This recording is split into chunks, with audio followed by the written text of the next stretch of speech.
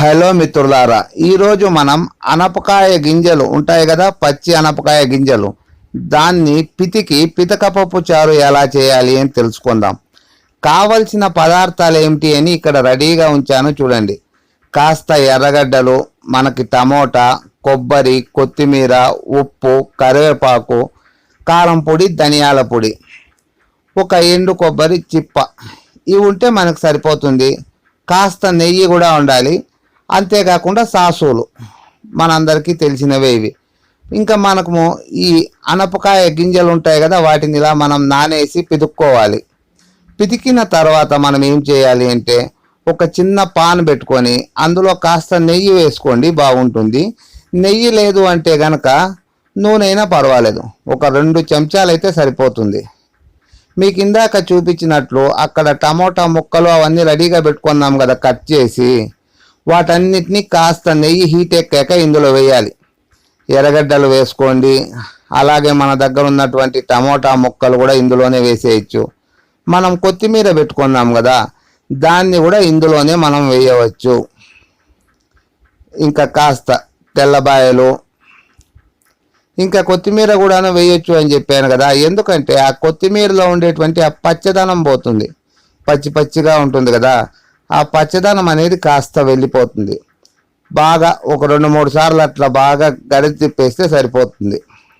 ఒక చిన్నది మనం ఏదైనా చెంచా తీసుకొని ఆ విధంగా తిప్పేసాము అనుకోండి, బాగా తిరుగుతుంది.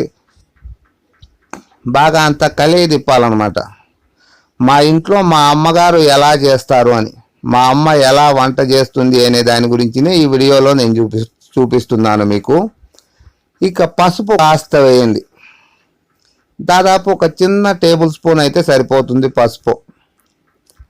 ఇప్పుడు బాగా ఇంకొకసారి ఆ పసుపు అంతా కలబడాలి కదా, మనం వేసినటువంటి పసుపు అన్నిట్లోకి కలబడే వరకు అట్లా బాగా తిప్పేసాము అంటే పసుపు అనేది ఒకే చోట వండుకోకుండా అన్ని చోట్లకి పాకుతుంది. లేదంటే పసుపు అంతా ఒకే చోట ఉండిపోతుంది అనమాట. ఇప్పుడు మనం కాసేపు మూత పెట్టేద్దాం. ఒక 5 లేదా 6 నిమిషాల వరకు బాగా మూత పెట్టేయాలి, ఎందుకంటే అది బాగా మగ్గాలన్నమాట. ఇప్పుడు చూడండి బాగా ఉడికింది. కావాలంటే మీకు కొంచెం దగ్గరగా పెట్టి చూపిస్తాను. ఈ విధంగా బాగా ఉడికే వరకు మనం మూత పెట్టేయాలి. ఇప్పుడు మనం ఏం చేయాలి అంటే మిక్సీ తీసుకోవాలి.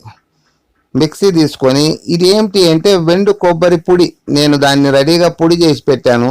ఇంకా అదే విధంగా కారం పొడి, మనం కారం పొడి కూడాను మీకు కారాన్ని బట్టి వేసుకోండి, మీరు ఎంత తింటారు అని.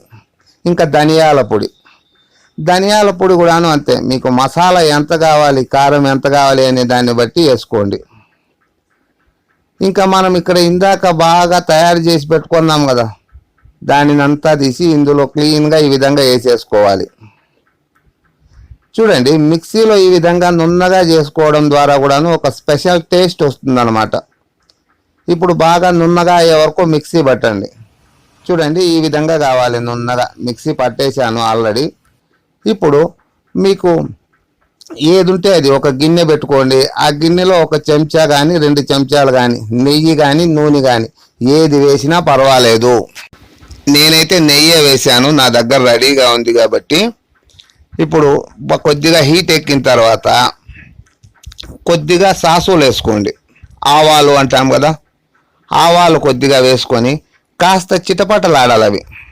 ఆవాలు కాస్త చిటపటలాడే వరకు మనం వెయిట్ చేయాలి. నేను సాధారణంగా ఇంట్లో చేసే విధానమే మీకు చూపిస్తున్నాను. ఇప్పుడు మన దగ్గర కరివేపాకు ఉంది కదా, బాగా ఆవాలని చిటపటలాడిన తర్వాత ఇప్పుడు మన దగ్గర ఉన్నటువంటి కరివేపాకుని తీసుకొని ఈ విధంగా వేసేయండి. కరివేపాకు కూడాను కాస్త కలర్ వస్తే సరిపోతుంది, అందులో ఉండే పచ్చిదనం అనేది వెళ్ళిపోవాలి అంతే. మనకి పచ్చిదనం పోయింది అంటే మనకి ఇంకేం ఇబ్బంది లేదు అని.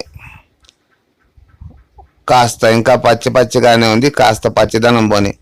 ఓకే, ఇప్పుడు మనం పితుక్కున్నటువంటి బ్యాళ్ళు ఉన్నాయి కదా, పితుకు బ్యాళ్ళు, వాటిని అందులో వేసేయాలి. నేను మీకు ఇందాక చెప్పినట్లు ఇంట్లో మా అమ్మ చేసే విధానాన్ని నేను మీకు చూపిస్తున్నాను. వంట అంతా మా అమ్మగారు చేస్తారు, నేను మీకు ఆడియో మాత్రమే ఇస్తున్నాను అన్నమాట. చూడండి మిత్రులారా, ఈ విధంగా మనం మొత్తం వేసేసుకోవాలి. ఇంకా మనకు అందులో నీళ్ళ శాతం ఉంటుంది కదా, తేమ ఏమన్నా మిగిలి ఉంటుంది చూడండి. ఇప్పుడు కొద్దిగా ఇక్కడ అడగన నీళ్ళు కూడా మిగిలాయి. మీరు శుభ్రంగా కడుక్కున్నట్లయితే వాటిని కూడాను వేసేయచ్చు. ఓకే, ఇంకేం అన్నీ వేసేస్తున్నాము. ఓకే, ఇంకేం అయిపోయి ఆ పని కూడాను.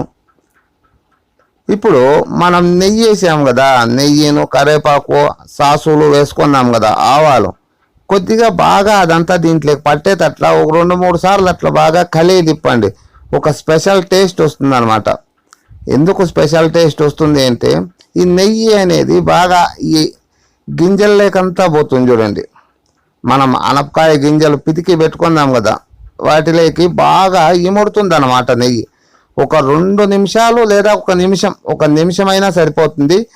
ఏం పెద్ద వర్క్ ఏం కాదు ఇది. అలా లైట్గా అలా తిప్పేసిన తర్వాత ఇప్పుడు మనం నెక్స్ట్ ఏం చేద్దాము అంటే, మనం మిక్సీలో పెట్టుకున్నాం కదా ఆల్రెడీ, నీట్గా మిక్సీ పట్టుకొని ఆ మసాలా ముద్దనంతా ఇందులో వేసేయాలి. కావాలంటే మీరు మిక్సీలో ఉండేదంతా క్లీన్గా వచ్చేయాలంటే 2 నీళ్ళు పోసుకొని బాగా ఇట్లా తిప్పండి. బడగనా ఉండేదంతా కూడాను పడిపోతుంది. ఎందుకంటే మసాలా వేస్ట్ కాకూడదు కదా, మిక్సీలో రోవంతా రోవంతా ఈ విధంగా వేసేసాక మనం ఇప్పుడు ఇంకా దాదాపుగా మన వర్క్ అనేది ఫినిష్ అయింది. ఇప్పుడు ఉప్పు వేసేసి మనం ఒక 20-30 నిమిషాలు ఉడకనివ్వాలి.